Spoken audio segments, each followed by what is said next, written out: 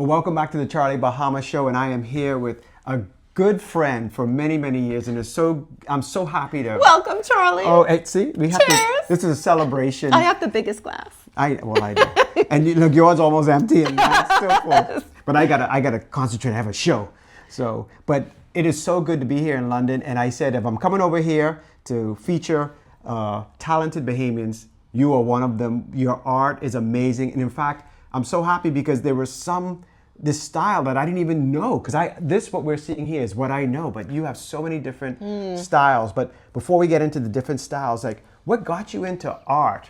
Oh, what got me into art? I honestly, I always say this, I think it was just growing up in the Bahamas and being bombarded by nature and living in the land and going to Exuma and with mommy and daddy and my two sisters and, hanging out with the peacocks and flamingos in Mather's Key. I mean, how could you not be influenced by that? And how could you not develop an appreciation for art, which is, I think, where all of this stems from, for art and for nature, and nature as art.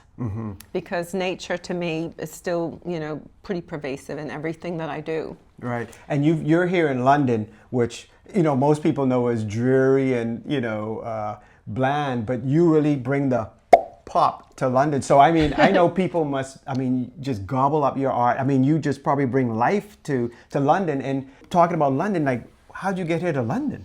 So I came via New York and Virginia. I know that's where my degrees were.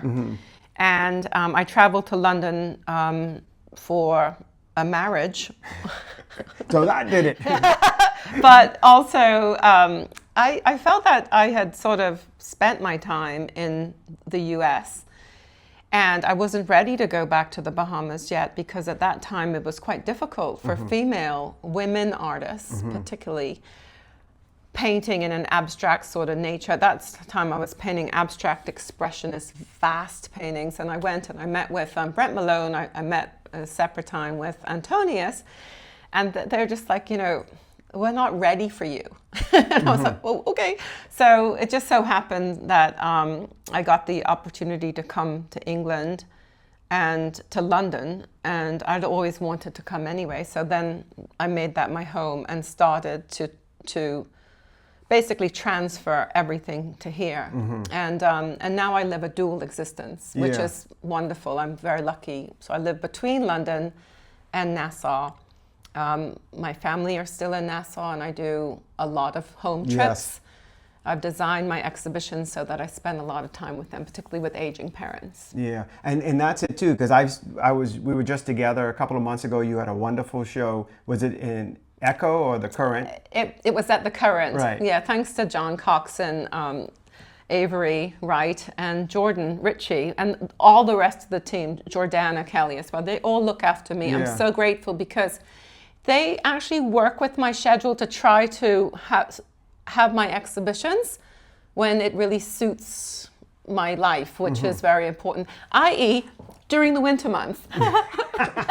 When it's cold over here. When it's cold, it's like, bye, I gone. Well, you can't take the island out of the woman, eh? You could bring you over here, but boy, it's still the cold over here. But like I said, your art, I've always loved it. And I mean, look at this. You brought the Bahamas to London. So how have the Londoners, accepted your art over here? Well, I've been very lucky in that I have some buyers, and I also have buyers and collectors, obviously, via the Bahamas London connection, which is very important. You would be surprised, like, how much connected they are. At first, like, I had issues that, is it actually that turquoise? And I'm like, it is. But, due to social media and Instagram, everyone's awareness now of everything is just so much vaster. And that people actually realize that the turquoise of the Exuma Sea is actually that turquoise. Right. And so this is, at that stage, I went from doing abstract expressionist lodge paintings to painting quite representational paintings, which were a bit political. So I would have like Cabbage Beach with like tons of Cabbage Beach buoys, or boys as they call them, just showing about sort of, the territorial nature and not being able to access a beach. Right. Which is, so there's always some underlying current territory or just belligerence or racism or something that is not quite right, in these so-called beautiful paintings. There's always something going on. But they're becoming more and more that way as I mature, I suppose. Yeah. Well, I'll tell you, just from this show alone, there are, all these talented Bahamians over here. And as I've been here, I've just more and more Bahamians. So there's a huge Bahamian population over here. Do you get to meet or? Yes. Well, I've always been a part of the the mission and the Bahamian art community here. I used to have shows with the Bahamas High Commission and sometimes with other high commissions, so that I could forge more relationships. And I've always had a good time doing that, but also people sort of know who I am, and I've sold work that way, and I've also shared the Bahamas with people at these events.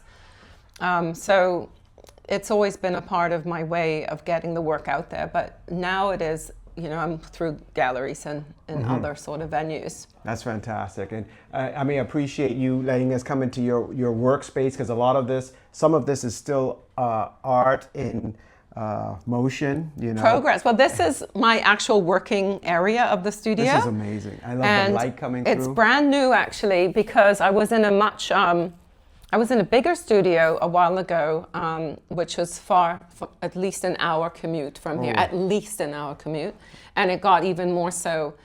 So I've been living where I'm living since 2013, and we actually bought the lease to this studio a year and a half ago. That's great. It used to be a dry cleaners. Oh, okay. Of mold, and my husband John very kindly made the studio for me. He's very industrious. And, I know John. I'm very lucky. Yeah. And, I love the daylight, everything. He put the skylight in. Wow. And it's literally across the road from our home. So I have no commuting time. So that's an hour. There's 2 hours more of painting you can do. Not only that, but, I get to really focus and not panic about if I haven't left by 10 o'clock to go to drive an hour, then mix up paint and then have to come, it doesn't work that way. I can just come over here, mix up the paint, get a phone call, have to dash over there, come back and get myself back where I was. Yeah. And I can't say how grateful I am for that. I feel I've earned it, but I'm also very grateful for this opportunity. And also my work is much informed by my garden, our garden, which I'm hoping we can feature as well, because it's all a part of that nature thing and that mindset that goes with making this work, which has to do with environment, diversification, adaptation. All of that is in the work, and it's because of my mad gardening. Well, I'm showing, as we were talking, I'm showing images of some of the art and the garden and everything. But Lynn, bring that glass over here. Well, I hardly have any left. Well, we'll have to get some more right after this camera goes off. All right? So thanks so much. Let's go look at the garden and more Charlie Bahama right after this in London. The Charlie Bahama Show will be right back.